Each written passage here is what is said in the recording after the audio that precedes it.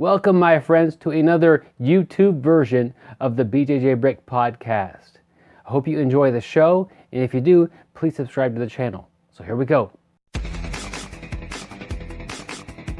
Thank you for listening to the BJJ Brick Podcast.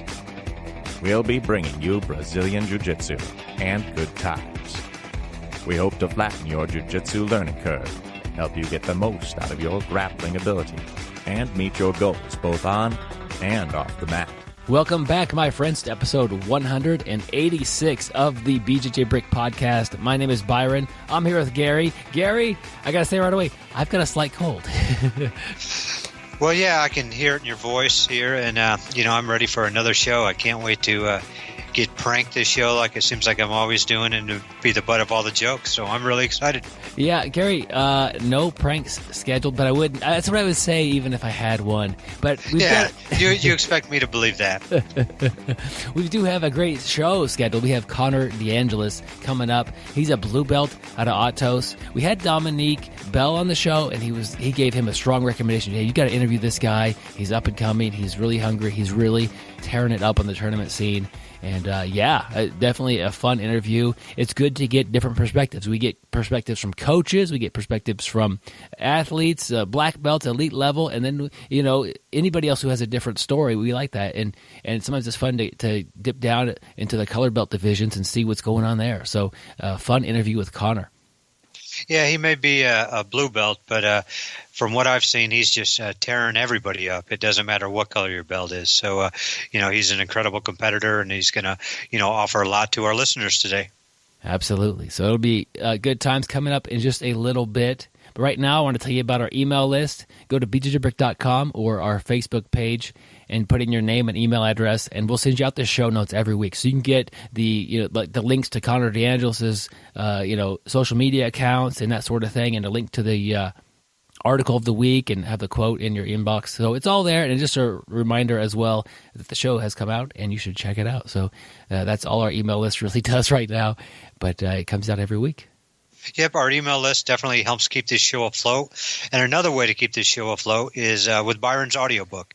It's called Your First Year in BJJ. It's 2.5 hours of content guiding you through your first year. Basically, what we want to do is grow jiu-jitsu, and it seems like a lot of the people quit during the first year. When we want to grow jiu-jitsu, we want people enjoying it. We want people training for years and years to come. And that was the reason behind the audiobook. And basically it takes you through everything from the benefits of jiu-jitsu to preparing for your first tournament and what moves to work on. I mean, a lot of times it's probably not smart to work on flying triangles or barambolas in your first couple months. So basically it's just trying to flatten your learning curve. So definitely check it out. 2.5 hours of content, only $11.99, and we have a link to it on the show notes. And all the money from the book goes to support this show. That's true, Gary, and a big thank you to everybody who's purchased a book. It really means a lot to us. Yep, so thank you guys. Hey, we've got an awesome quote this week from Pat Tyson, Mike Tyson's mom. Okay. Well, it could be Mike Tyson's mom. It could be. Yeah, and I guess Pat Tyson is a runner here. And what Pat says is, number one is just to gain a passion for running, to love the morning, to love the trail, to love the pace on the track. And if some kid gets really good at it, that's cool too. And it's basically just having fun, having a passion for your sport. You have fun doing it. You love the process. You love the activity. You love everything that goes with it. And if you get good at it, that's even better. But it's a sport. We want to have fun. Sports supposed to be fun. That's the reason we're doing it. Jiu-Jitsu is, if it's not fun, I'm not going to be doing it. So definitely, it's a kind of cool quote there from Mike Tyson's mom. Actually, Gary, as you were talking about that, I Googled Pat Tyson and running. It's a sir, not a ma'am.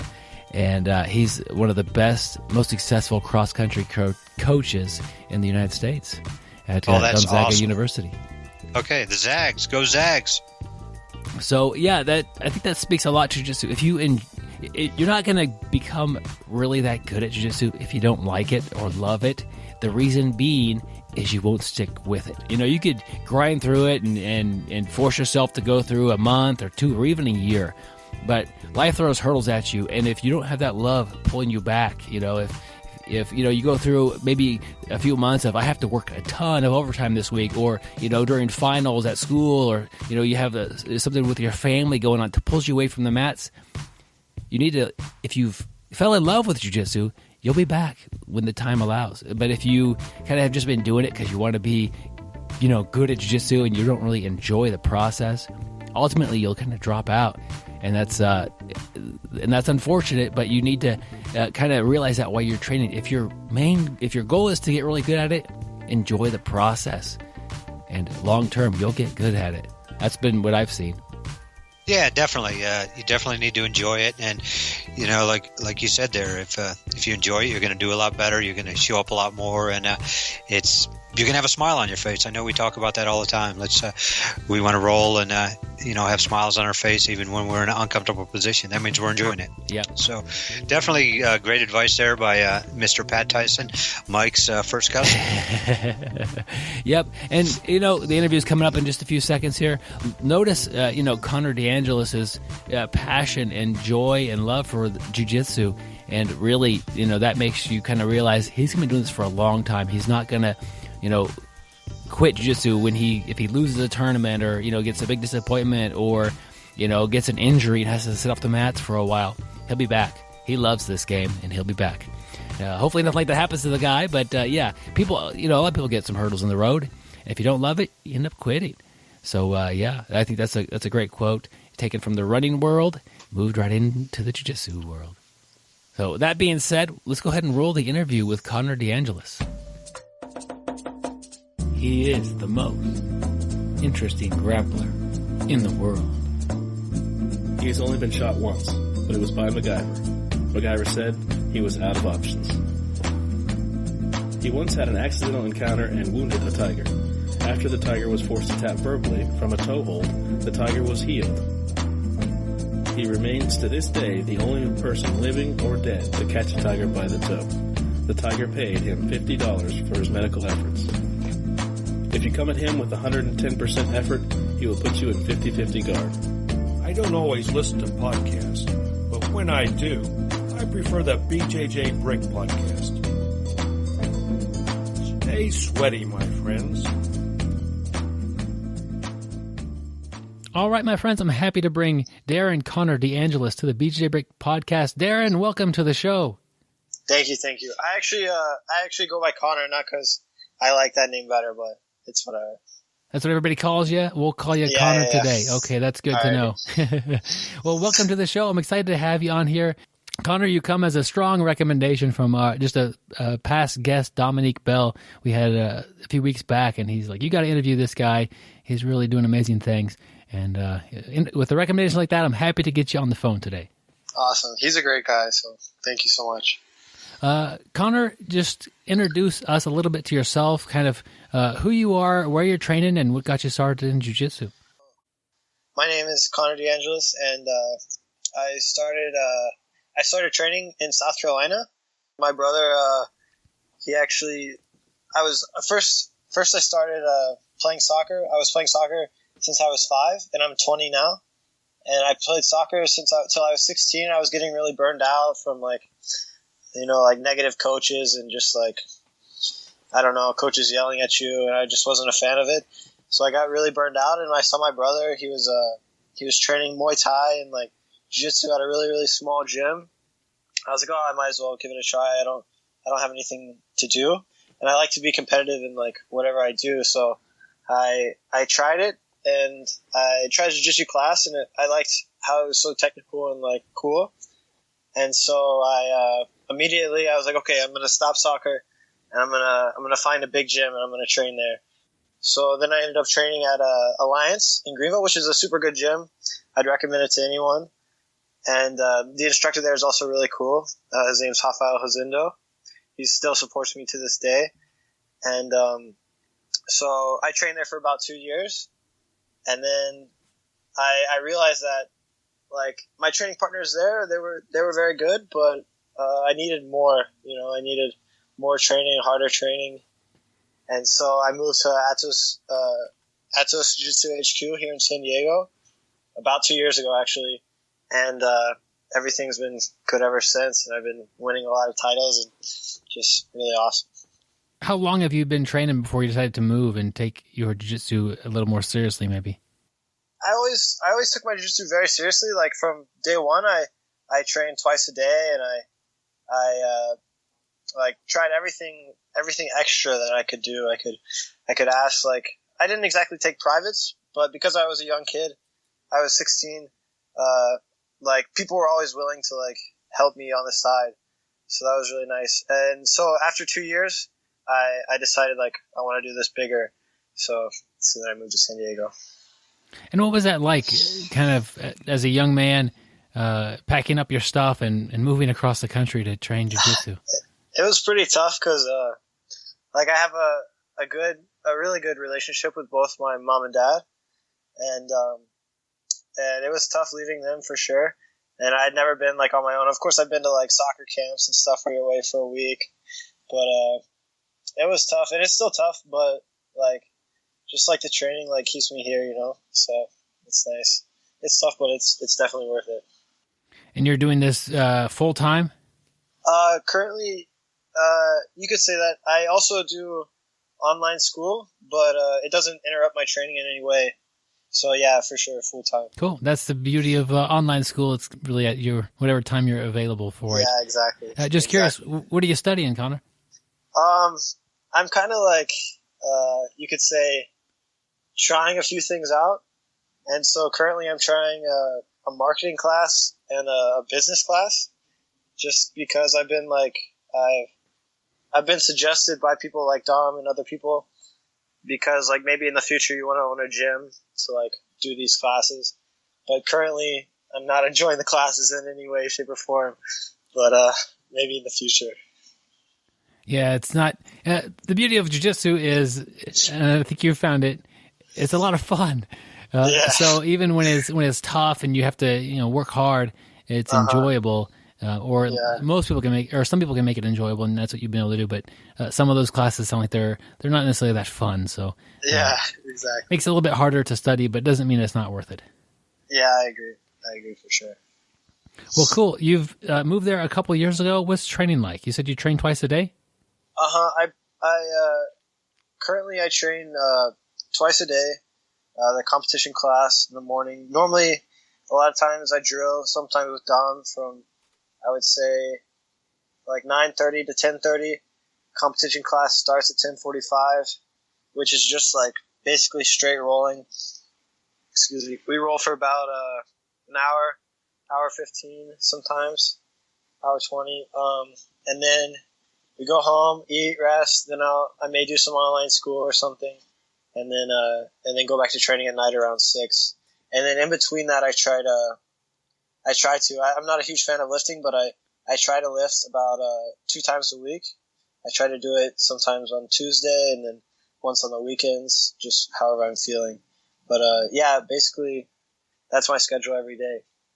Are you running into a similar thing with lifting kind of with school? It's not as enjoyable, so it's not... Yeah, without a doubt. But currently, which is like very new, is we're starting these team lifts at a really nice gym, and with these 2 coaches that actually train jiu-jitsu as well.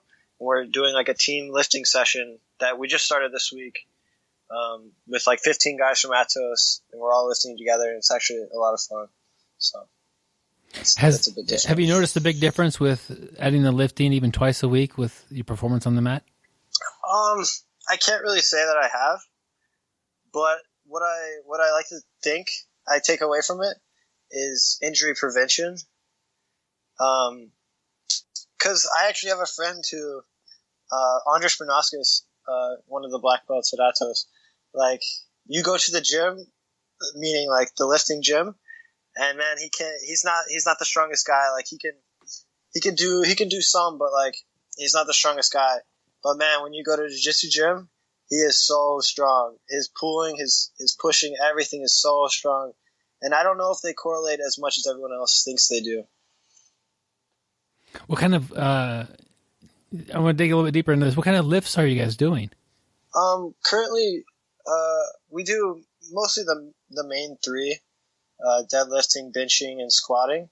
But then we throw in like a few, like, I guess you could say sport-specific lifts, like pull-ups, which isn't really a lift, but it's a good exercise.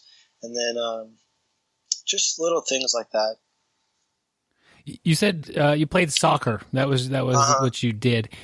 No time wrestling or anything like that, any other martial arts before this? Actually, I after I started jiu-jitsu, I did wrestle my senior year of high school, just for one year, just to try it out. And I had already had about a year and a half into jiu-jitsu, so I thought I might as well try it, which it went well.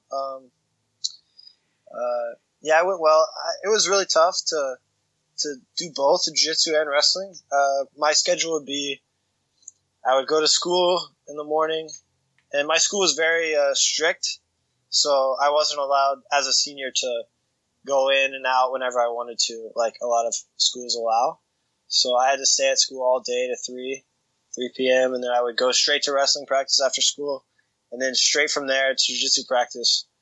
And it was really grueling, and I got sick a lot, but it was definitely worth it. Wow, I know you guys have some pretty intense workouts at Atos, but I know the wrestling room is not a place that most people go from there and then go to another place and exercise later on. So I think a lot of grapplers that have done wrestling, that was their time of intense exercise. And I couldn't imagine going from a wrestling practice and going to a different sort of physical activity. Yeah. I was just so in love with jiu-jitsu because I was still just a year and a half in that I had to, like, if I wasn't training, I felt to myself I wasn't improving. Yeah. Were you trying to kind of blend in jiu-jitsu and make that work for your wrestling, or were you just doing wrestling and learning it for what it was? Oh, no, for sure I was. I would, like, sometimes I would but say I get taken down like a double leg, I would butterfly sweep them and like try these like different techniques, but it worked well. But sometimes, of course, against the really advanced wrestlers, it didn't work. Connor, I still want to get to know you a little bit, like on the mat. Sure. What kind of a style of game do you play? What are some of your maybe favorite techniques or positions? I really, playing guard, I really enjoy X guard. I play a lot of single X, a lot of X guard. I actually learned a lot from watching and studying Munchie or Mantricare from Marcelo Garcia. I watch a lot of him, or I used to watch a lot of him. Now I'm kind of developing my own. But and then on top, I really enjoy watching Murilo Santana, and I like to watch Andre Galvao and these guys who play like a very pressure, like side smash, like passing style that I really enjoy, and I love implementing into my game. Do you have a preference to play top or bottom, or is it? Currently, I definitely prefer to play top, just because I feel like I've really like come to my own in my passing game, and I'm able to pass a lot of guards. So at the moment, for sure, top. And guard is so much work, like fighting off somebody who's using gravity to their advantage, especially when you're like training with like Josh Hinger, who his passing is unreal, and it's always like a lose-lose situation. Lose and also learn, I guess. Yeah, exactly. Kind of. Are you doing mostly gi or no gi, or does that change from time to time?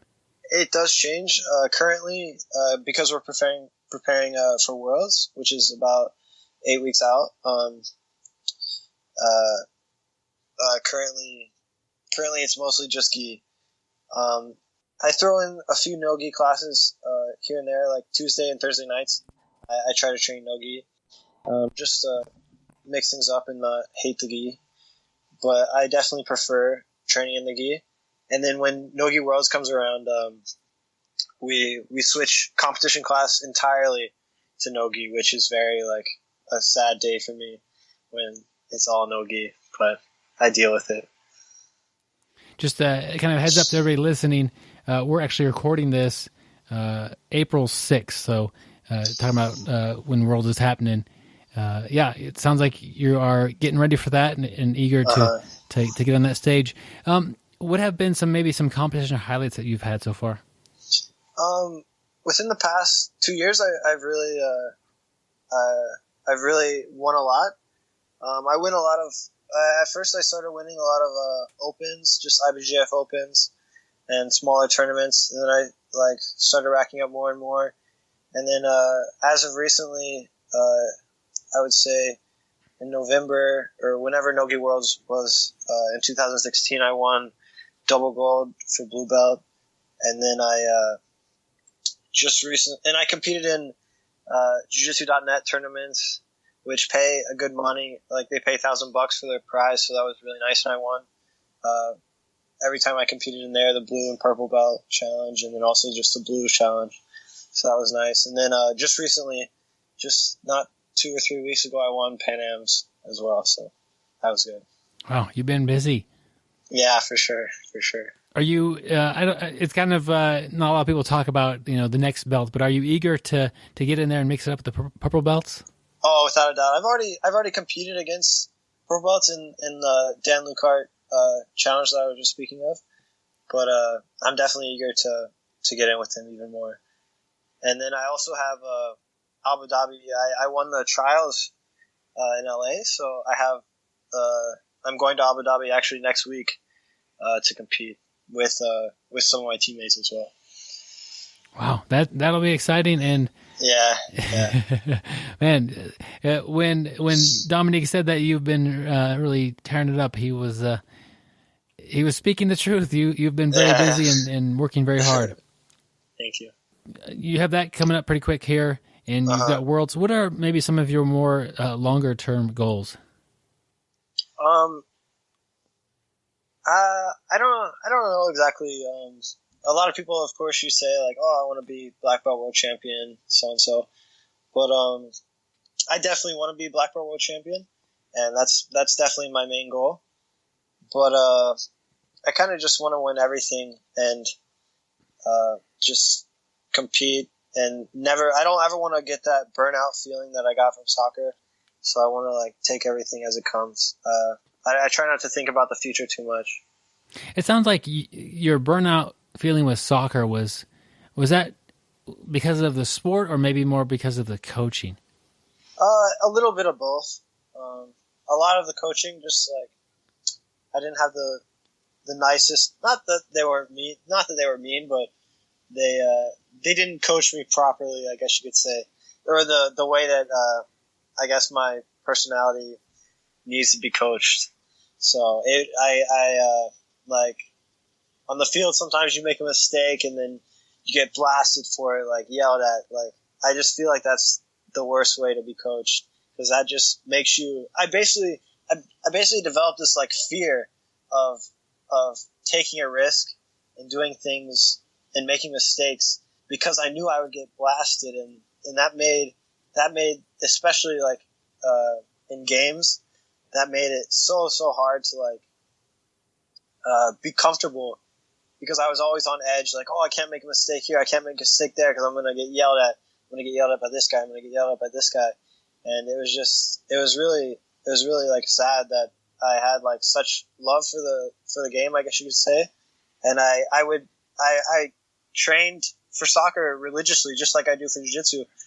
I would train by myself on my concrete and just juggle all day and just play around all day, but it really killed me. Let's kind of compare that to the current coaching style that you're receiving now. Currently, Professor Andre Gabal, super supportive, not going to yell at you if you're messing up, always super encouraging, and always will you ask him a technique after class, hey, what should I do here better, what should I do there? Always super helpful to help you. And during matches, say I do something wrong, there's not going to be oh my gosh, how dare you do that, what the hell are you doing? He's going to be all right, Connor, it's okay, move on. do the next thing, do the next thing, do the next thing. It's much more an encouraging support rather than this like, I'm going to yell at you and hope you don't mess up again, So I definitely prefer it 1,000 times better. Yeah. And maybe there are some people that respond better to the kind of the intimidating and mean coach that you, but not many. Yeah, I agree. So, I mean, different people respond differently to different things, but definitely that. And I think that type of a coach, clearly you have an extraordinary coach there, but jiu-jitsu, it seems to be more that way, more encouraging and more positive. Also, what I like is as well is that like it's a single person sport, as well. Although you do have like your team who's helping you, but once you're like out there, it's all relying on you. Like in soccer, like if somebody plays you a bad pass and like you have a bad touch or something, like he kind of messed you up in a way. But of course, like it's your fault if you don't change the situation. But so I like how it's just all on you. Yeah, and that could be good or that could be bad, but the weight is on your shoulders there. You've been winning a ton of tournaments. Can you think of maybe when either a tournament or a match kind of didn't go your way and something you got from that was a positive in the long run? Before I started winning a lot, I guess you could say, I would fight like really tough guys, and I would, like, for example, one guy that I fought, he was very, very good at blitzing me, I guess you could say. So I would pull guard and he would just go crazy, like back and forth, back and forth, back and forth. And this like unorthodox style of his really was hard for me, and I would lose to this guy multiple times. And now I feel like I've developed I guess a game that's very good at slowing people down, especially when I pull guard. So definitely I've learned to slow people down from my mistake of letting people be so free and passing my guard. So for sure, I learned a lot. I think that's the thing that a lot of people have to deal with, how to slow someone down. What are you doing differently now? If someone's going crazy and trying to just burn past you, how are you dealing with that? I really focus on controlling at least one pant grip. Like I'm a big fan of this guard that I play. It's a pant. I grab my opponent's right leg, so I grab his pant grip as if you're playing De La Hiva. You just grab the pant grip. I don't really play De La Hiva with it, and then I use the collar grip. I use a cross side collar, and I like to lift my opponent into my favorite position, which is X guard. So, and with any pant grip, if the guy can't break your grip and move around, it's very difficult for them to go crazy and pass your guard. Yeah, that is great advice. Connor, you've had a lot of experience even before jiu-jitsu, just competing. I'm sure with soccer it was the same thing, like a little bit of nerves before a game. You got a tough soccer game coming up, and that's part of the process. How do you deal with a little bit of anxiety or nerves before a competition? A lot of people say like they listen to music and things like that, but I try not to do that. I don't really say that I deal with it. I just go along with it. I know it's really tough, especially I also have a lot of problems with nerves, especially when I like look at my bracket and I see like, oh, this guy's tough, like I'm gonna have to fight him. And then like a week before the tournament, I'm always like thinking like, oh, I gotta fight this guy, oh, I gotta fight this guy. But what's funny is every single time that I've thought about that guy like ends up losing anyway, so I don't even have to worry about him. It's such a nice like release like when that happens. But even when I fight these guys that I know are good, I just know that I train with these guys in my gym, like Dominique Bell, like I train with so many high level guys at my gym, and if I'm able to even hit one technique on them, I know 100% that I'm going to hit this technique on these guys that I'm going to face in competition. So I think that really calms my nerves, just knowing that I train at literally one of the best gyms with some of the best guys, and it's really helpful to know that. Yeah, and I think that's a tool that many people could use, even if we're not training at Atos with all the amazing athletes you have there. If you're in the blue belt division and you could occasionally hit a sweep on your coach who's a black belt or a brown belt, for sure you could hit that sweep on any blue belt that's in that division. You know, that type of confidence a lot of people can get without having to have the world-class set of instructors that you have that you've gone there. So that's kind of I cool. actually think it can be almost an advantage. Not an advantage, but definitely it can help you that if you're training with lower level guys all the time, your confidence skyrockets because you're constantly beating up all these guys. And you go to competition like, oh man, I'm beating up everybody at the gym. Whereas when you're training at a very high level place, you're getting beat up by a lot of guys. Of course, you're beating up some guys, but man, you get beat up a lot by a lot of guys. And it can help you and it can hurt you because say you're getting beat up by a lot of black belts and everybody, you're like, oh man, none of my stuff works. Nothing's working. And if that's the only training that you had, you would think like you would go into the competition with very little confidence in anything that you try because you're constantly being shut down by these high level guys. So there's definitely a negative and a positive to each type of training for sure. Yeah, and that confidence, your moves work regardless of whether you have the confidence or not. But let's say you get mount or you get in a good position or you have the opportunity for a good attack, and whether you pull the trigger or not at the right time, a lot of times that's confidence. And if you hesitate, that time could go away and you'll miss that window of opportunity just because of a little bit of lacking that confidence. So yeah, that's a good point you made. I agree heavily. Take me back a little bit more, your history of moving. What was it like kind of getting used to training at Atos after you moved? So I moved from a good gym anyway, but the intensity was definitely different. And moving away from my family was tough too because I have to prepare my own meals. I have to do everything on my own. So that was hard. But I would say the biggest challenge would, at least training-wise, was just like a lot of times, or back home, I would, rather than force position, I would react off of other people's like attempts to force position. And from what I've learned a lot is that if you're not forcing your position, you're defending. And I've really learned that from guys like Josh and Keenan and these guys like this. Like they're constantly going for something.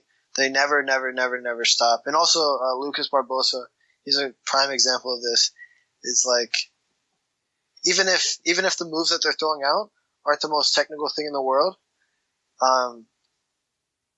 like as long as they're moving and constantly like trying something, you're constantly on the defensive, and that's what I've learned is just like so vital, and that's what I try to implement every day is just like constantly attacking.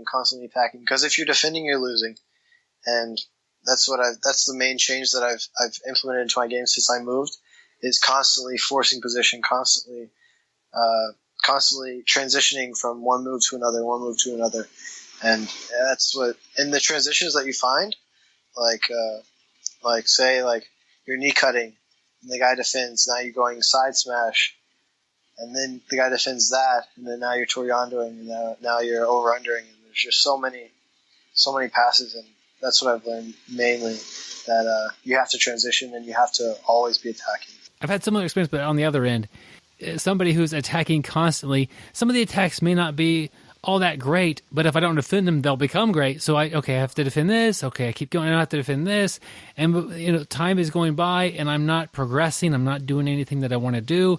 I'm just constantly trying to fend off a barrage of things, and it can be frustrating. Like this guy won't let up, and they have the gas tank to do that sort of thing. So that's definitely a good way, and it's great for that person too because they're getting in lots of reps and lots of practice at these different techniques that they're working on. Yeah, I agree. You mentioned that you come in the first class of the day and you do some drilling and then you roll. What is your drilling like? Personally, I hate drilling. Like I used to like it a lot when I first got here. I would drill like for hours just because like, oh, this is really helping me. But currently my drilling is like I drill for like an hour or so, sometimes even less, because I really don't like it. But my drilling currently is just like I drill my passes and my favorite passes, my favorite sweeps. And then what I really like to do during drilling is like explore something that I'm lacking. Like, for example, I feel personally right now I have a very good guard game and a very systematic approach to guard, but I need just one more thing to make it complete. So I'm constantly like searching for that next thing. So that's what I like to do during drilling a lot, is just like experimenting with different grips here, different grips there. Oh, maybe I should play a spider guard here. Maybe I should do this here. And that's what I mainly do currently. But I also like the specific drilling where you ask your partner, hey, where you start from a position, say butterfly guard, you're on top. And you ask your partner, like, hey, will you try and lift me, like, say 50%, try and sweep me for like 50%. And then you do like your different techniques in order to block that and pass this guard. So I like that kind of drilling as well. But what I really, really don't like, and what I see a lot of people doing, is that, like, of course it's very good, and I used to do it as well. It's very good for learning the technique. Is that like slow, like lethargic, boring, like drilling where you just like, I make a grip here, and then your partner like maybe like 10% like lets you get the sweep, and like it's just you watch it and it's nice, like he's doing this technique cool. Like people make technique videos about it all the time, like, oh, I go here, and I sweep the guy. But when it comes to rolling, it just doesn't work like that all the time. And any type of drilling and experimental process that can help me during rolling, I like. And I don't personally think until once you learn the move, that drilling that slow, lethargic, like boring way is helping you very much. Yeah, that's a fine way to actually, if you don't know how to do a technique, to learn that technique. Because you have to do it correctly. Yeah. But if you're going to do that slow, lethargic, repetitive thing for 30 minutes, yes, it's boring. Yes, it's really not getting you to explore any options off of that and that sort of a thing as well. It sounds like you like the type of drilling that also engages your brain, not just your physical body, and makes you makes your muscles work those paths, but it makes you think a little bit. And that's what that's a great thing about jiu-jitsu, is that it's also a thinking activity. Yeah. So you don't want to be bored while you're drilling. I agree. So yeah, I definitely endorse that as a way to drill, and there's a time and place for both. You know, if you know the technique and you are doing it correctly, time to try to add a little resistance or to see what's after that move. But the big thing is when you're doing the technique incorrectly and you think you're doing it right, then you're in trouble. Yeah, I agree for sure. Connor, could you give maybe some advice to the listeners about if someone's going to do their first tournament, what they should be expecting, or what you would say to a fellow teammate that's going to do their first match? Sure. I would say for my first tournament, I wouldn't really worry about too much because it's your first one, and I would think, okay, like what do I do at the gym? Do I enjoy playing guard? Do I enjoy playing top?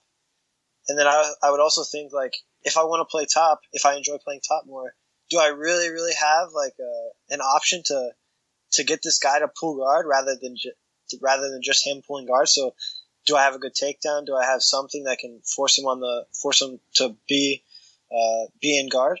So I would definitely think of what I'm good at and what I can do, and then I would say, like, okay, that's what I'm going to do. And so I would say, for example, if I use myself, say I'm doing my first tournament, I would say, okay, I really enjoy playing guard, and I know I can sweep the guy. So I would go into the match and I would sweep the guy and then just see what happens after that. Maybe I don't have the pass. Maybe like a very new beginner doesn't have the best passing. So I would just I would sweep the guy and then see what happens after that. Just try what you do at the gym, and see how it goes.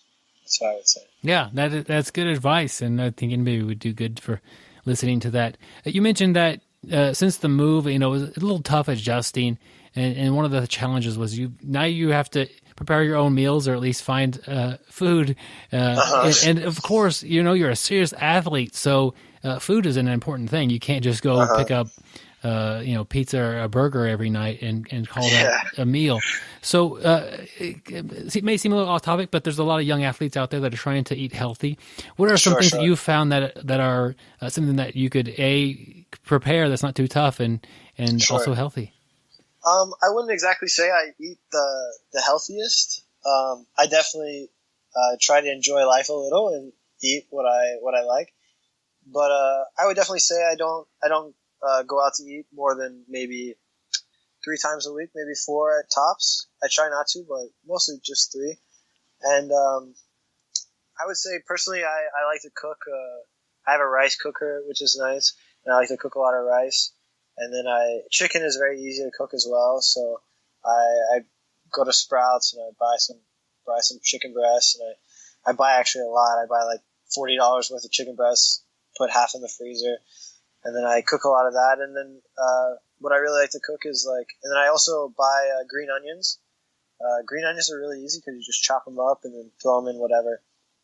And then so I like to make like a rice, chicken, and green onion kind of dish, which isn't probably the healthiest thing in the world, but it's not bad, And when you're training so much, you need carbs and you need protein and you need these heavy this big you need this energy.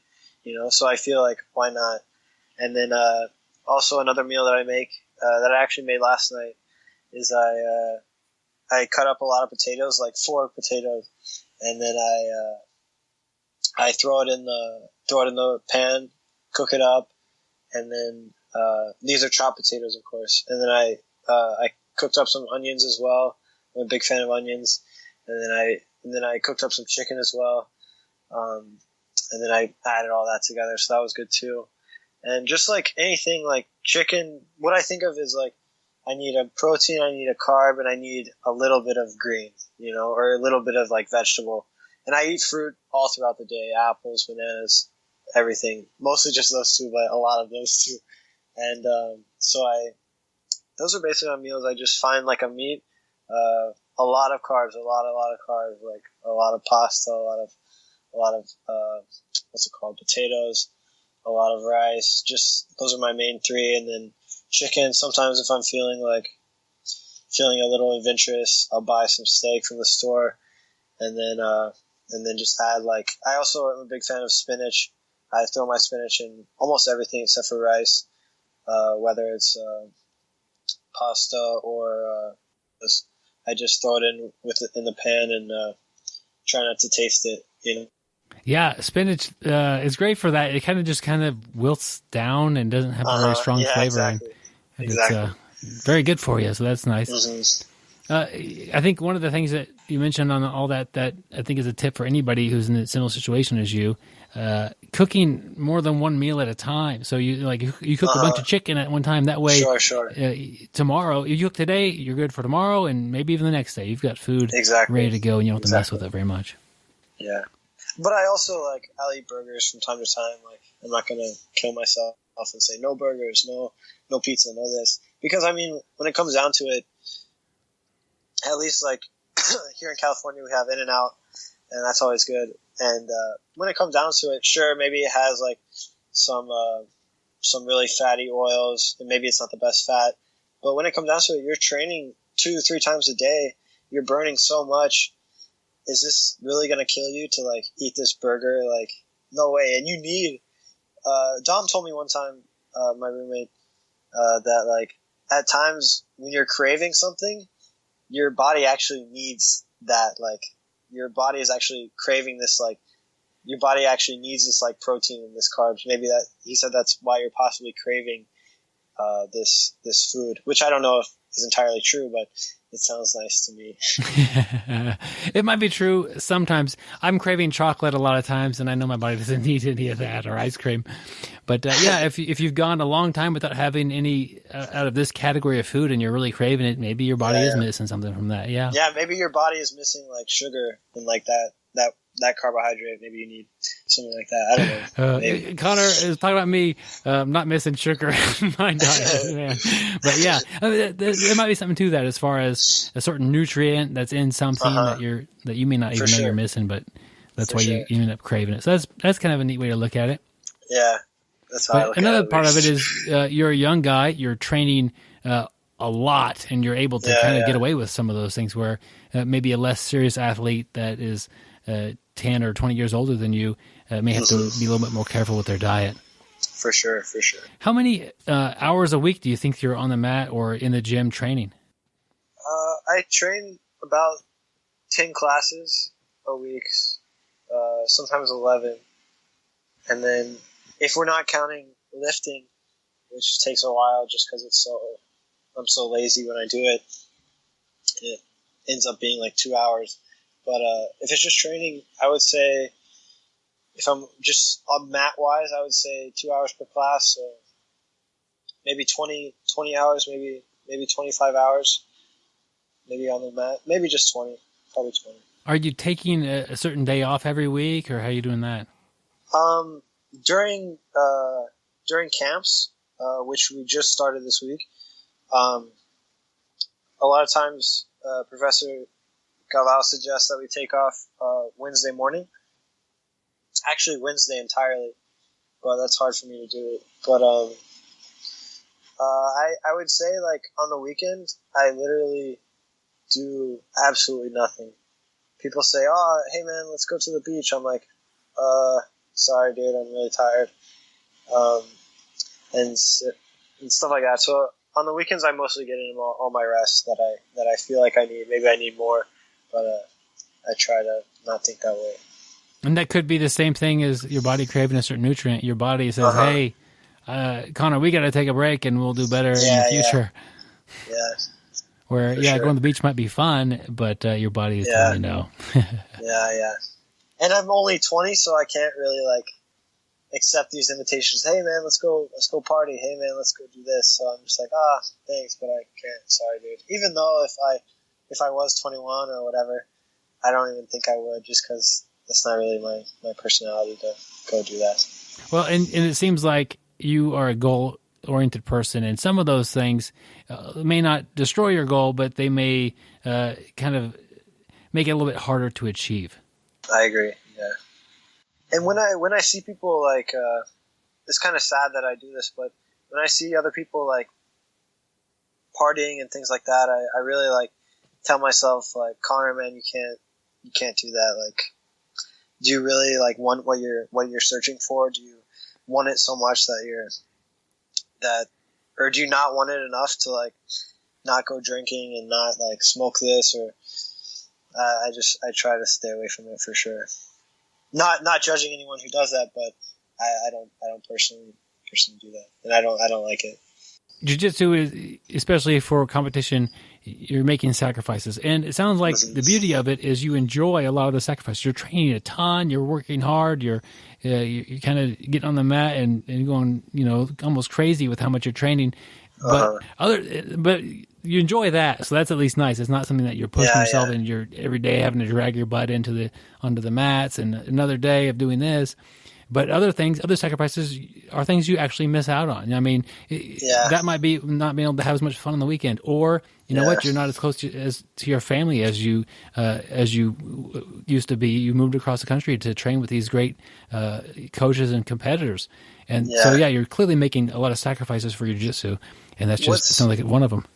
What makes it easy for me to, like, sacrifice a lot of the partying and things like that is, like, I've never really had a taste of that life, so I hope that whenever I do taste that life, whatever it is, that I don't become addicted to something like that as well. So that would be bad, but we'll see in the future. just have a kind of a suspicious eye towards a fellow competitor who is like really wanting you to go out and have a good time. Hey, I'm gonna get Connor to be to change up his plan a little bit. I hope not. No, probably not. But yeah, we'll see. If you could think back with your training or maybe your early competition, what frustrated you in the beginning, and how did you get past that? I would say what frustrated me at first is that the match starts and you're kind of like, oh shit, like this match just started, you know? And like, say the ref says, come batch, and then you grab a grip and you pull guard. And then for that split second, you're like, oh shoot, I'm in a match. Like, there's like, you're fighting some other dude and you cannot lose. Like, you have to win. So that's kind of tough to get by. And at times in competition, you kind of forget things that you do in training all the time. Like, for example, my very, very first competition, it was actually funny. I actually put some guy unconscious from like a triangle or something. But anyway, I remember in a separate match, I mounted some guy, and I had no idea what to do from mount. Even though I drilled multiple things in training, like I knew what to do from mount, but I had zero idea. I was trying to like choke this kid with my forearm, just like driving my forearm into his neck, just like choke, dude, choke. And then like you forget a lot of things in competition, and that's kind of frustrating when that does happen. But that was very early on, and since then I don't really have too many frustrations in competition. Is that sort of kind of forgetfulness of what you should be doing, does that go away with experience, getting out there and competing a lot? I think so, for sure. But yeah, I think so. Yeah, I would agree for sure. Connor, you're a busy guy. You're accomplishing a lot, and you've got a lot to accomplish still. That I know that you're going to reach those goals you've set for yourself. But you can't do it alone. You clearly have some support, some sponsors, and some people helping you. Could you maybe tell us about those? Yeah, I'm currently sponsored by Hyperfly, which is a gi company. They definitely provide me with some super nice gis and gear, and help me sometimes with tournaments as well. And then my professors, Andre Gaval and Angelica, and my old professor as well, Rafael Zinn, who helps me and still helps me all the time, and all the guys at Atos, everybody helps, and my roommates, and especially like 1,000%, I would not be able to do anything at all without my parents' support. So definitely 1,000% to them. Like, thank them so much, and that's about it. What do your parents think about jiu-jitsu? My parents. My mom, she was an athlete as well. She was on a swimming scholarship at WVU, so that's West Virginia University, and she understands it a lot more than my dad. My dad is actually he's a dermatologist, so a skin doctor, and he definitely doesn't like that I do it as much as my mom. My mom, she's supportive. She may not understand everything, but she definitely understands that, like, due to her being an athlete and understanding those super tough times and the mental, like, insane mental stress that you put yourself through for every competition, through everything. And my dad he doesn't understand, like, Connor, why would you do that? You know, when you can easily just go to school. My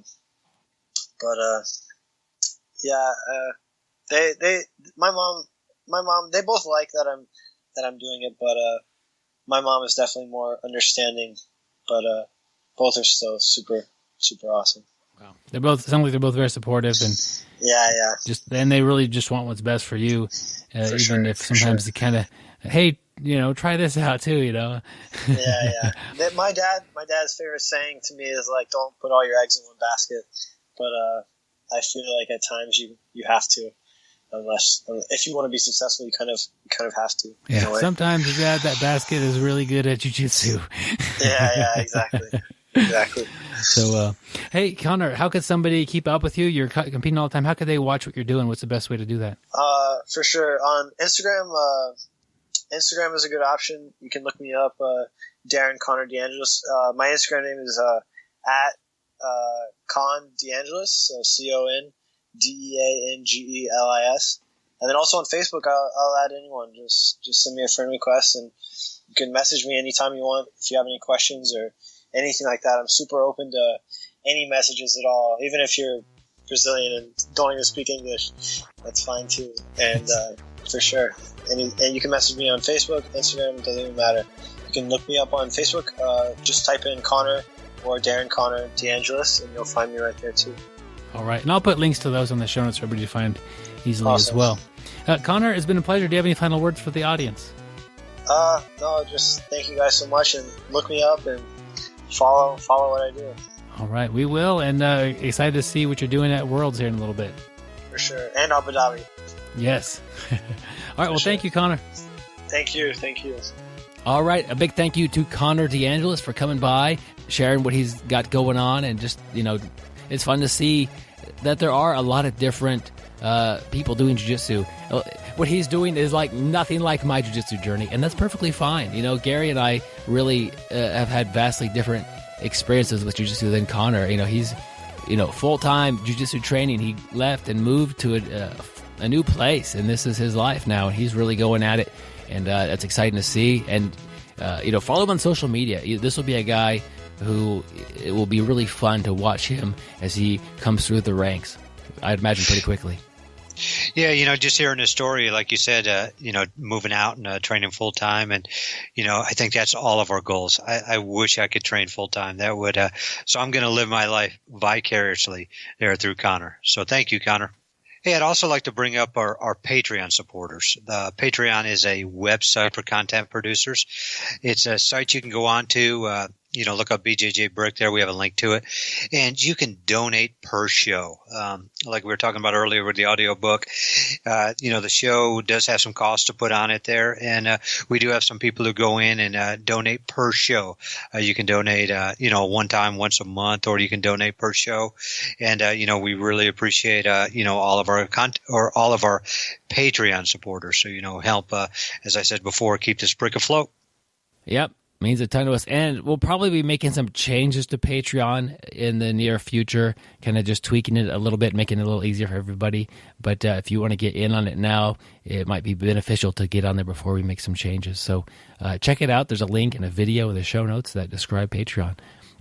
Gary, we've got an article this week, and it is about, kind of those struggles. Its title is 7 Reasons Your Jiu-Jitsu Isn't Getting Better. It's on jiu-jitsubrotherhood.com. And there's a lot going on in this article. It was written by somebody who claims to have had some tough years after getting their black belt, and it just really not feeling like they make progress. And this person is sharing some of the, lessons learned. And the first thing on the list here is, I think, a pretty common one, is you train too little. He mentions that some people train 1 or 2 times a week, and they wonder why they're not getting better. And he even goes as far as saying that you can't really get better at 1 time a week. Yeah, personally, I disagree with that. If you train, you have to train extra smart. You have to really use your mat time very well, and you have to, try to get a couple extra rolls in and that sort of thing. But if you're only able to make it once a week, I think you could get better as the weeks go by. But this, that's, it's an individual thing as well. Maybe not everybody could, but I definitely have had weeks or a month where I've only been able to get in, 4 or 5 times for the entire month. And I feel like my jiu-jitsu progressed as well.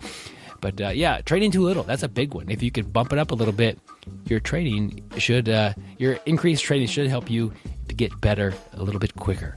Yes, Byron, I was actually thinking about that too, where I thought, I spent like a year to 2 years where I could only train I guess it was a year. I could only train 1 day per month, and I definitely got better. But I started thinking about that. And, I personally think that if you've trained a while, I think it's easier to get better. Training once a week. If you're newer to the sport, I still think there's a lot to learn. Where training once a week, you're probably, like you said, you're going to forget some stuff and you're not going to retain it as well. But number 2, he talks about training too much, and it does happen. You can train too much, and I like what he says. We tend to think if 4 times a week is good, then training 8 times a week is gooder, if that's even a word. But it definitely doesn't just work like this. Our bodies, we're all a little bit different. We all have, a certain ability to recover. And if you start, doing more work than your body can recover, the outcome isn't going to be very good. So, your training sessions and the intensity of training sessions aren't, there's no set in stone. You've got to have some lighter days, some maybe just drilling days, and some really tough days, and that way, you're going to have to experiment and find the line, between too much and where your body can recover, and you're going to have a great attitude and just keep improving. So definitely watch out for training too much. Yeah, going down the list here, this one will be a little controversial, I think. Number 3. Your coach sucks. And first off, the first sentence is, for the vast majority of people reading this is not an issue. And, I travel around a little bit, and when I do, I like to, try to go to some jiu-jitsu gyms. And recently I went to Little Rock, Arkansas, and enrolled with Rolly Delgado. That was fun. But anyway, your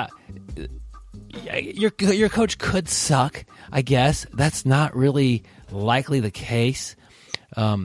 I guess there are coaches that aren't very good, but that could be made up for somewhat with a good team. So even if your coach is somewhat absent or not real professional, if your teammates are good, and that may be a tougher environment to create without a good coach, but you could rely quite a bit on your teammates, and you may not have the option to go, leave across country and go to one of the best schools in the world at Atos, like Connor did, but is your school the best school in your area? And if it is, that's your school. There you go. Make it the best you can. Make the best with what you got. It doesn't mean because your school is kind of small or your coach is not very highly ranked. Doesn't mean to stop jiu-jitsu. It just means to make the most of it, and you're just that much more important to your team. He does have some indicators here about whether your coach kind of sucks. One of them is, when was the last time he sparred with you? That one, that's also a controversial topic. We talked about Mike Tyson already. Gary brought him up once. Do you think Mike Tyson's coach needs to get in there and spar with Mike Tyson to make him better? Gary, answer that question. What do you think? No, but he does hold pads for Mr. Tyson. Yeah, and he knows the game. He knows the sport. So old Teddy Atlas. If your coach knows what they're doing and they don't want to roll with you all the time, that doesn't mean your coach sucks. If your coach is afraid to roll with you because they are going to get injured, that maybe they're a little older, maybe they are protecting an injury, or if they're afraid to roll with you because you're going to smash them, well, maybe they're not that good, especially if you're on the newer side of things. But that's always a controversial thing, whether your coach rolls with you or doesn't. But if your teammates are rolling with you, you got those people as well. But sometimes that's a red flag if the coach is just avoiding rolling with the students altogether. Yep. Number 4, you are not conditioned. Basically, to learn well-conditioned athletes learn faster. They recover more quickly and are less likely to get injured. And, when you're out there, you're just tired, you're out of shape. And when I'm saying you're out of shape, don't use that as an excuse to not train. You're going to get in shape by training.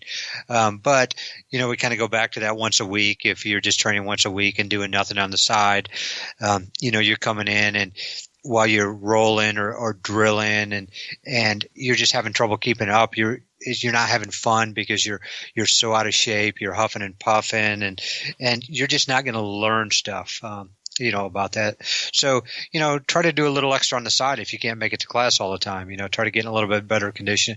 Go for a run around the block, buy some kettlebells, swing them at home, do some push-ups, do some sit-ups, do some plyometrics, anything that'll, help you. I mean, hit the heavy bag, just about anything just to make your heart beat a little bit faster, get in a little bit better shape. And normally if you're in better shape, you're going to learn a little bit better. So, make sure you're conditioned. Yeah. Going down the list here, I'll briefly touch on number 5. You have no plan. So you're just throwing moves together. You really don't have any sort of organized a plan of attack or plan of defense. And this will really kind of hold you back because it's important that the moves you learn complement each other. So you're not trying to figure out how to do arm bars from mount, but you have no way to attain mount. Your guard passing is really lacking, but you're just drilling arm bars from mount all the time. That's really not going to help you out a ton until you're able to pass, and you're not able to pass until you're able to get top. So you need to get a good takedown or you need to have a sweep. And just to have those things go together, and it really works well if your sweep flows well into your pass, and if your pass sets up a good transition maybe for your attack. And if you can get those things to go together, your game plan will start to develop. So try to figure out a plan. Try to figure out some of your best moves, figure out how to link them up together. And it really isn't that hard. And maybe you could even ask some of the more advanced students in your class if you're having trouble figuring out what to do next. Say, I end up here a lot. Where could I go? I'm good at these techniques. How could I get those to fit into the situation? And those sort of things. And that's, the same thing. Your coach can help you with that, or you just ask a fellow student who seems to have it together a little bit more than you, or maybe know a specific area better than you do, and see what they have to say about that. Yep. Hey, number 6, you're bored. That happens to me a lot when I hang out with Byron. I get bored. He's just not a stimulating type of guy. But no, what the author talks about is, he doesn't necessarily believe in always constantly trying new stuff, which a lot of people say, hey, if you're bored, try new stuff. And he goes on to say that he thinks too many jiu-jitsu people, we learn too many moves. We don't have the total understanding and depth and knowledge to that particular move. But where he's talking about boredom is, let's just say, you're going against a guy who's a little bit, and your training partners, you're a higher skill level, and you just do the scissor sweep over and over and over and over again on this person, and you've hit it 100 times. At that point, you become bored. Your desire to train and your game, you lose energy, your game stagnates. And basically, there's so many moves in this sport. There's so many, different ways to train. There's so many tournaments around and stuff to keep your game from getting bored, and instead of just picking up new moves and just one after another, go into a different understanding of it. Byron knows that, back in the day, I probably spent a good year starting every roll and in the bottom of side mount. And it was really just I guess I was getting a little bit bored, but it also really, made it fun again. I was looking to, I got my side mount escapes, very, very good after that year, getting out of side mount. And, it's just, I tried something different. Each and every time I started in that position, and I like to go for like a month or two and just really, really work on a position, work on a submission, a position, or an escape, and I try to put myself in that position all the time, and try to get a really good understanding of that move. And so when you do get bored, try something new, get a better understanding, and work with your coach. Have your coach help you out if you don't know the move that well, or have some of your advanced teammates or some of your teammates who are very good at that move. So definitely, we do not want to be bored. Yeah, Gary, I'm sorry about hanging out with you all the time, making you bored, man. Not what I'm trying to do. Yeah, I appreciate it. At least I'm not giving you my cold today because we're doing this over Skype. That way, I don't know, maybe I give you some other kind of virus on the computer, but not my cold that I'm fighting. Well, yeah, that's good. And the reason we do this over Skype is, to be honest, when I hang out with you, I get bored. So I figured if we're on Skype, I won't get as bored. That was my way of, changing stuff up. Yeah, we even have to do it just on the audio only because in video Skype, I see Gary's like reading books, watching TV, and he's bored right now, probably. So, Let me mute Gary like usual, and I'll just carry on. The last one they have here on the list, and maybe Gary has something else to say about what reasons why you may not be getting better, but you haven't zoomed out. And what do they mean by this? Well, you're not taking a longer term look at your progress, and they have two little charts here. One of them is kind of a graph of the line gradually increasing with a few jumps, and then it keeps going up and just kind of making a general trend. And the other one is more like steps. It goes up, pretty sharply, and then it levels off for a little while. It goes up again a little bit, and it levels off, and makes these little stair steps. So your actual development might be more like the stair steps than the gradual increase, and you get better every day. You just got to make sure that you get as many of those stair steps as you can. But it might just mean as you learn a relevant technique to your game, or you really figure out the fine details behind something that you almost had working, that day is a pretty big jump. So it may not be a gradual increase. It may be a big jump, and then it kind of levels for a few days or a week or whatever, and then another big jump. And it's hard to tell, what kind of a slope or steps you have going on. But don't be that frustrated.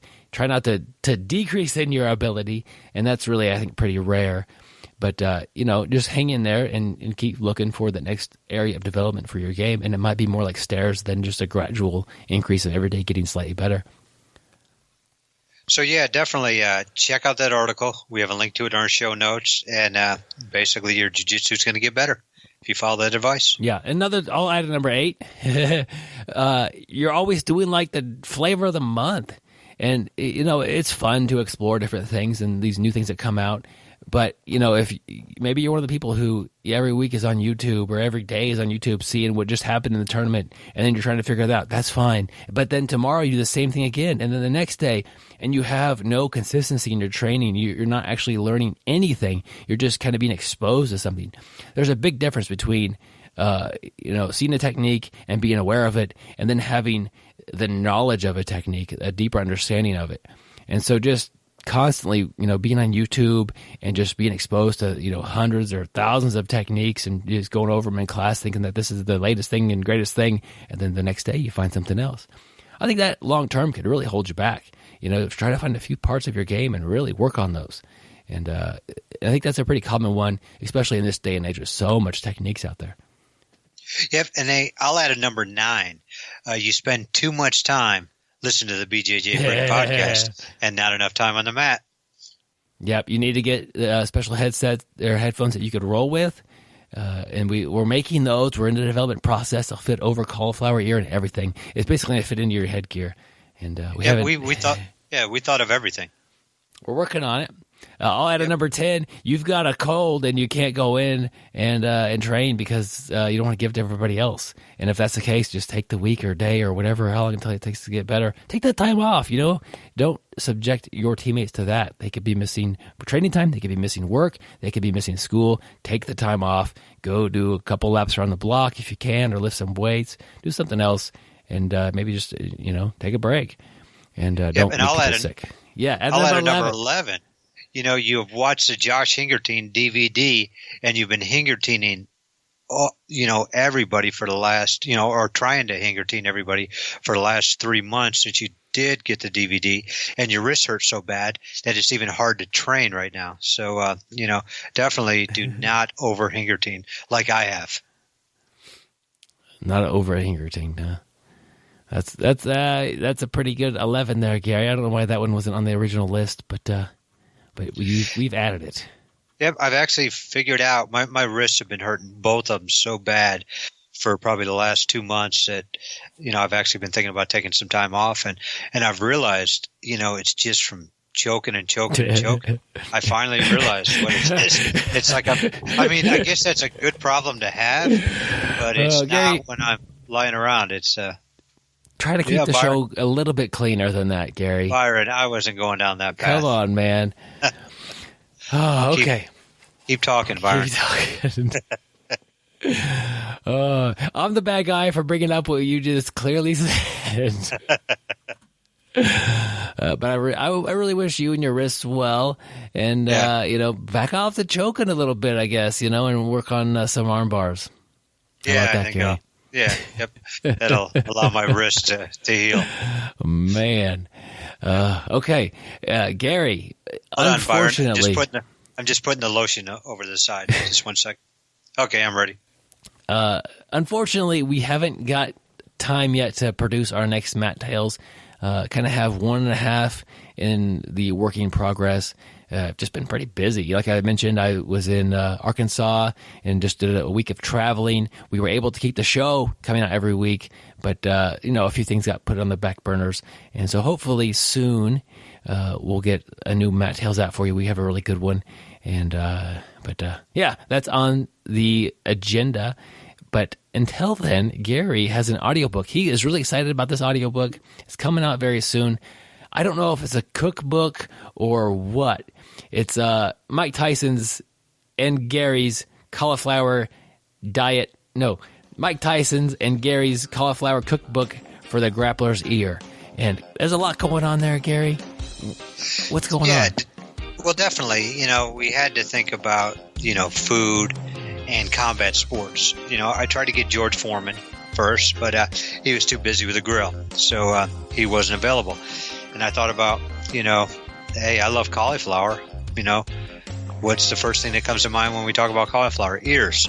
Who's the athlete that you think about ears? Mike Tyson. So, I called up Mike and, just wanted to see if he was available. And, we put our heads together, two great minds, going to produce something special. So, we came out with, a book about, grappling and cauliflower ears. And, Byron, what was the name of the book again? Yeah, Gary, I hardly even remember because it was so jumbled of a title. The problem is I make up the title as I'm trying to say it. I think it was Gary and Mike Tyson's cookbook for cauliflower ears or something like that. Okay, perfect. Because what we're going to do is one way to get better is to eat healthy. And, it starts off, we're going to, have some great cauliflower recipes. Everything like the good old cauliflower and jelly sandwich. You've got your vegetables and you've got your fruit from the jelly. And, Byron, you can use jelly. You can also use jam. I mean, some of you guys don't know the difference between jelly and jam. Byron, could you tell them the difference? Oh, Gary, I'll just say this. There are a couple of different differences. One of them you could Google with the word joke, and it probably will pop up. The other one is the consistency of the two. And I think jam is kind of more smoother, Gary. And, okay. I don't really know. Maybe it's more processed. Yeah, but then we go on, a little bit later on, chapter 7 and chapter 8, we talk about how to use the ears against somebody in a regular fight. And, that's why I brought Mike in. He is very intelligent on ways to take people's ears off. And, I mean, he's done it. He has no problem. We go over different ways to bite the ear. Do you want to use your incisors? Do you want to use your molars? Or do you want to use your vampire teeth? We talk about should you get your teeth replaced and put titanium fangs in, kind of like what they do with the dogs, military dogs, to put the titanium fangs in. And, I think that's a very good way to take somebody's ear off. But a lot of people don't have that kind of money. So we talk about ways to get the money. Number one is a GoFundMe account. Number two, is a bake sale. We have already talked about how to cook cauliflower, so you have a cauliflower bake sale. Number three, lemonade stand. What's more refreshing than a lemonade stand, especially since summer's coming? I mean, who doesn't love buying lemonade from, just different people? And then number four, we actually brought Byron in on this because Byron is really good at this.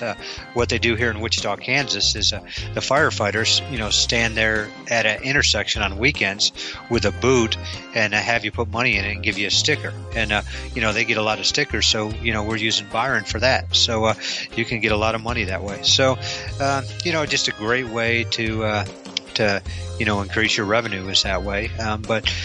And that way you can, get the titanium teeth replacements. So definitely I think it's going to be a very good book, especially with Halloween coming up. The other thing about if you do get the titanium fang implants, you can be a werewolf for Halloween. You don't even need to get a costume.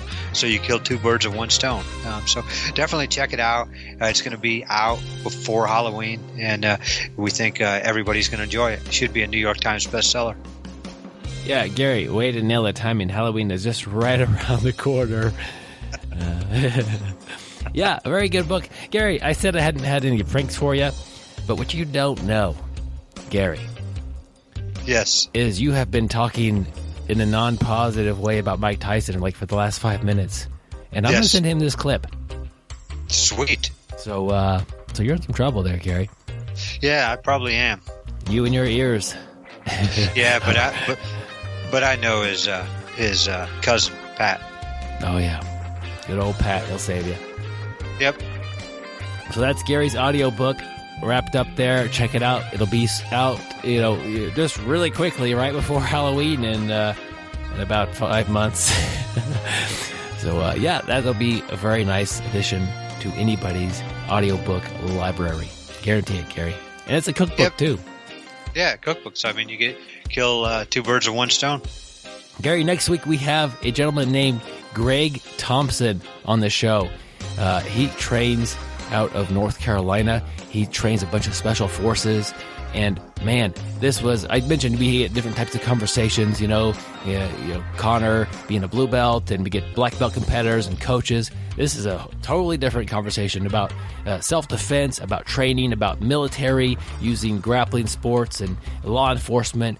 Lots of stuff going on here. I had a blast talking to Greg just a few days ago when we recorded this interview. And so definitely look forward to next week and our conversation with Greg Thompson. Also, don't forget to check us out on social media. We have a Facebook page under BJJ Brick. Facebook, we're really big there. Reddit, we're on Twitter. Just about every social media aspect around. One thing that is really getting popular reviews is Byron has a bunch of video reviews, DVD reviews, technique library reviews on our Facebook page. So definitely check that out. It's a good way to check out a instructional video before you buy it. Kind of see what's there and how it has helped Byron. And so definitely check it out. And, tell your friends about it. Our best marketing tool is you guys. I know you listen to the show because you like jiu-jitsu, because you definitely don't like listening to Byron and I. I bet most of your friends like jiu-jitsu, so let them know about it, and we would really appreciate that. Yep. If this is one of your favorite episodes, tell your friend, hey, download this episode. A lot of people, I think it's more than half, really don't know what a podcast is. I think Gary is in that category, and he's on one, which is pretty impressive for that guy. But help them, download the proper app. You don't need to have an iPad or an iPod or whatever you got. You could have an Android device and still find podcasts. And, it's easy to listen to things, while you're driving or mowing or doing, house chores or whatever. And once we get our headgear headphones, you could even listen while you're grappling. Get that Bluetooth connection thing figured out, which has been a little bit tricky. And but anyway, a lot of people don't really know about podcasts. Help them out. Tell them about the show if you think that they'll like it. If you are in the area of Wichita, Kansas, or traveling through and you want to train with us, we'd be more than happy to. That is always a blast, Gary. We're looking forward to the summertime coming up soon, and we always have some visitors coming in and getting some mat time with us. So send us an email, bjjbrick@gmail.com, for anything you need, including to train with us, or hit us up on the Facebook page, and we'll be happy to get some mat time with you, my friends. Yep, we've already got scheduled our friend from Germany, Denise, who was here last summer. She's going to come back again here. I think it's like a month, she said. So looking forward to training with her for a good 3-4 weeks. Yep. All right, Denise. And, she just recently got her blue belt, and I was a little shocked. Last time I rolled her, it was nogi, and I'm like, oh, man, Denise, she's a good blue belt. It felt like it. But, she is doing awesome, and we're looking forward to getting some mat time in with you, Denise. Check us out next time. Stay sweaty, my friends. And don't forget to shower. And don't let Gary bite on your ears and cook them. Thank you for listening. I hope you find the time today to roll. After all, the best way to get better at Brazilian Jiu-Jitsu is to do Brazilian Jiu-Jitsu.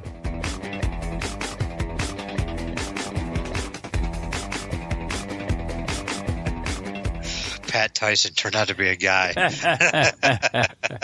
Oh, the androgynous name. Gotcha. I was like, yep.